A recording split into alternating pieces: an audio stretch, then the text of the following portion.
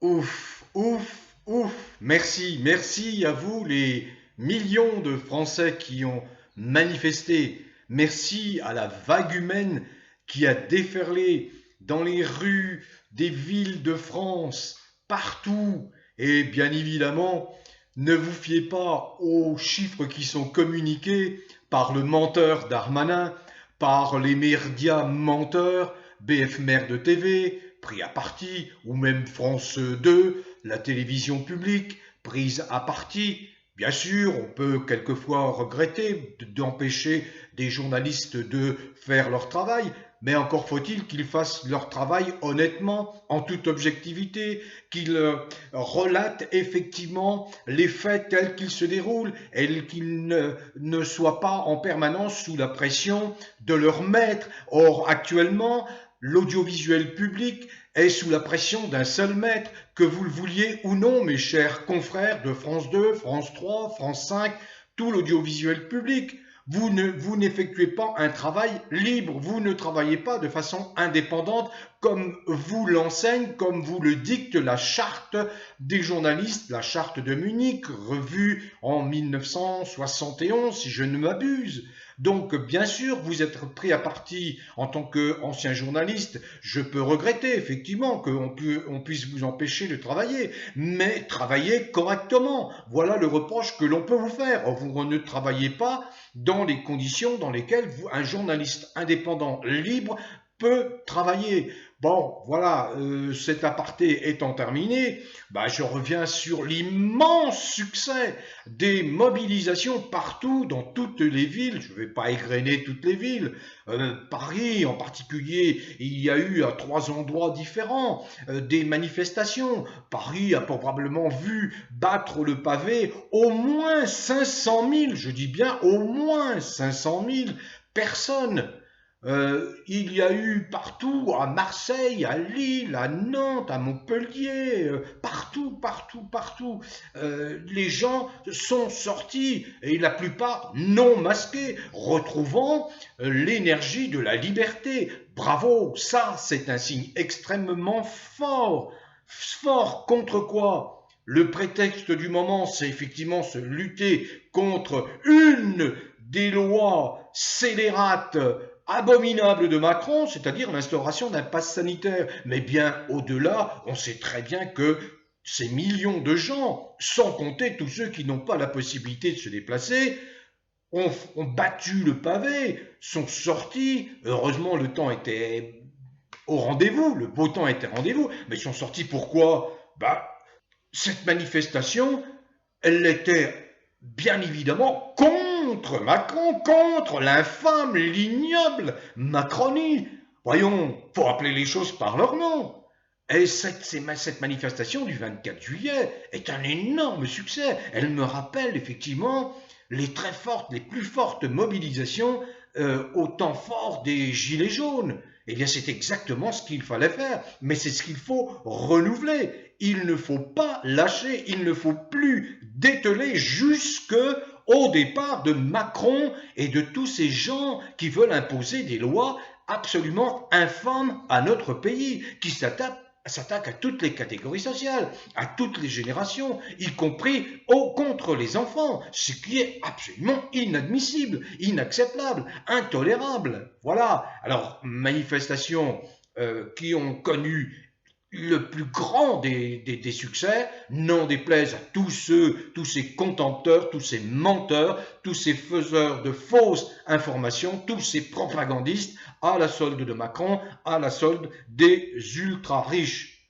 En tout cas, 2 à 3 millions dans les rues des villes de France, eh bien, c'est du rarement vu, et le message est parfaitement clair. Macron, casse-toi. Macron, casse-toi. Si les politiciens n'ont pas eu le courage de s'emparer de l'article 68 de la Constitution pour le destituer, eh bien c'est la rue qui va chasser cet usurpateur, cet importun, mais c'est surtout ce monsieur qui sert des intérêts qui ne sont pas les intérêts du peuple français, qui sert les intérêts de castes d'ultra riches. ce monsieur qui, depuis qu'il est arrivé, a entrepris de détruire la France, de dénaturer la vie des gens. Voilà, voilà. Alors il y a maintenant cette prise de conscience à laquelle j'ai fait référence depuis des semaines.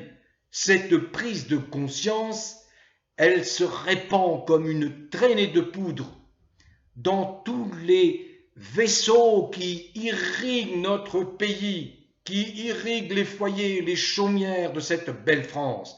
Voilà, cette prise de conscience, elle est là. Macron ne peut plus s'en sortir.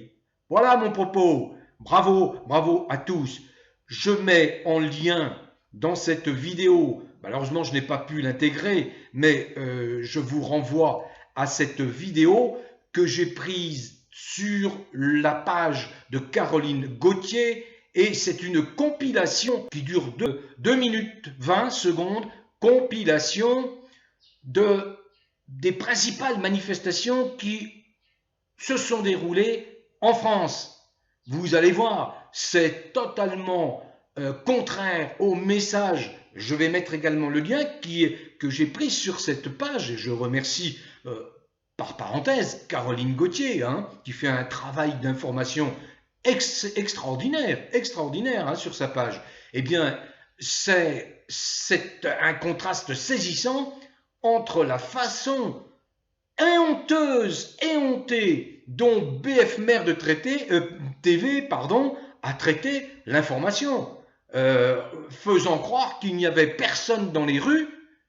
Je vais mettre le lien également, puisque je ne peux pas intégrer les vidéos qui sont sur sa page dans ma vidéo, mais vous allez voir, cliquez sur ces 2 liens, vous allez comprendre à quel niveau de propagande goebbelsienne on est arrivé en France. Le mensonge est constant, permanent. Et heureusement, il y a de moins en moins de gens crédules, de moins en moins de gens naïfs. Mais il faut dire aussi que l'information circule grâce à Internet et que les gens prennent conscience des dégâts considérables de toutes les mesures qui ont été prises par Macron et qui n'auraient jamais dû être prises. Voilà.